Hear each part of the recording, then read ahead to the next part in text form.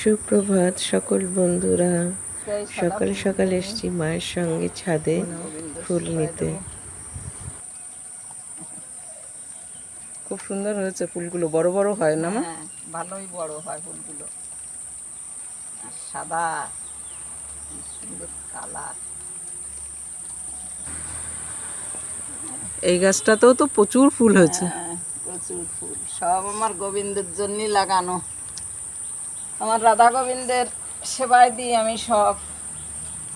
এই গাছগুলো জবা রোজ ফোটে, আজকেই ফোটেনি। আগের বার এসেছিলাম যখন, তখন ফুটেছিল জবা, খুব গোলাপে সুন্দর। দেখো, গোলাপ গাছে বীজ হয়েছে, দেখ। গোলাপ গাছে বীজ? হ্যাঁ। বাহ,